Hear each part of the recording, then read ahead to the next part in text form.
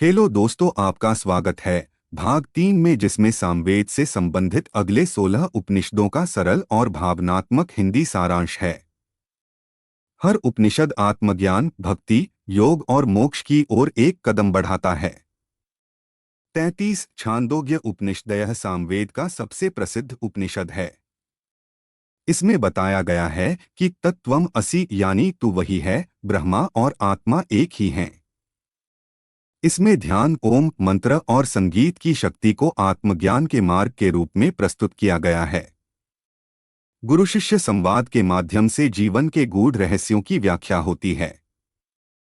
34 केन उपनिषद यह प्रश्न से शुरू होता है, केन इशितन, अर्थात कौन इस मन को प्रेरित करता है। यह उपनिषद आत्मा के अदृश्य अज्ञेय स्वरूप की बात करता है। जो जाना नहीं जा सकता वही सच्चा ब्रह्मा है। यह उपनिषद अहंकार से ऊपर उठने की प्रेरणा देता है।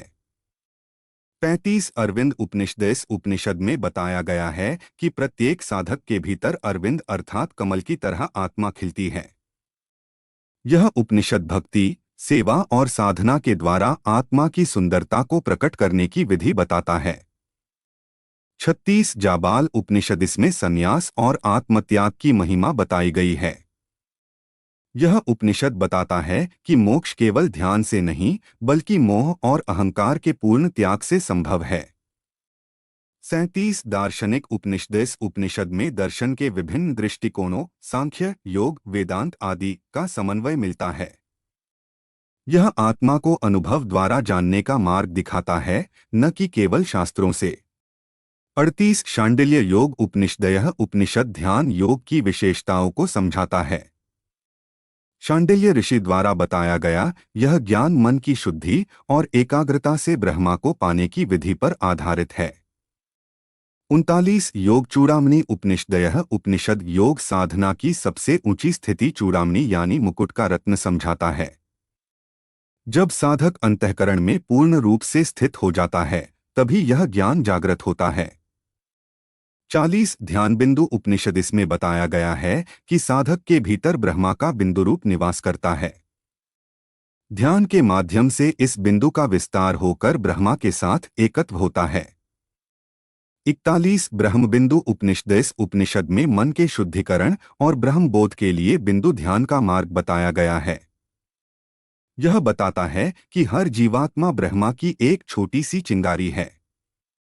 42 नाद बिंदु उपनिषद यह उपनिषद नाद या भीतर की ध्वनि पर आधारित है। जब साधक ध्यान करता है तो उसे शरीर के भीतर दिव्य ध्वनियां सुनाई देती हैं।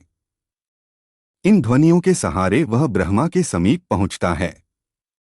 43 त्रिशिखी ब्राह्मण उपनिषद इस उपनिषद में त्रिविध शक्तियों, इच्छा, ज्ञान और क्रिया के संतुलन द्वारा मोक्ष प्राप्त करने का ज्ञान दिया गया है। यह ब्रह्मचर्य और तप को साधना की नींव मानता है। 44 सुभाल उपनिषद सुभाल ऋषि द्वारा कहा गया यह उपनिषद आत्मा की एकता, पुनर्जन्म के रहस्य और आत्मज्ञान के महत्व पर केंद्रित है। यह बताता है कि आत्मा अमर है और उसका उद्देश्य केवल ब्रह्मा की प्राप्ति है। 45 कुंडिका उपनिषद यह उपनिषद बताता है कि सच्चा ज्ञान बाहर नहीं, भीतर की कुंडिका कलश में है, अर्थात हृदय में। आत्मा और ब्रह्मा का मिलन इसी भीतरी कलश में होता है। 46 आत्मविद्या उपनिषद जैसा कि नाम से स्पष्ट है, यह आत्मा को जानने की विद्या सिखाता है। इसमें कहा गया है कि जो आत्मा को जान लेता है वही सच्चा ज्ञानी और मुक्त हो जाता है। 47 सर्वसार उपनिषद यह उपनिषद फिर से इस बात को दोहराता है कि सबका सार एक ही ब्रह्मा है। यह विविधता में एकता का दर्शन सिखाता है और अहंकार से मुक्त होने की प्रेरणा देता है। 48 बहवृच उपनिषद यह उपनिषद वैदिक ऋचाओं में छिपे रहस्यों को समझाता है। यहाँ बताया गया है कि मंत्र केवल शब्द नहीं, बल्कि चेतना को ब्रह्मा तक पहुँचाने वाले सेतु हैं। अगर वीडियो अच्छा लगे तो लाइक ज़रूर कीजिए और नेक्स्ट पार्ट का नोटिफिकेशन पहले पाने के लिए सब्सक्राइब ज़रूर करें।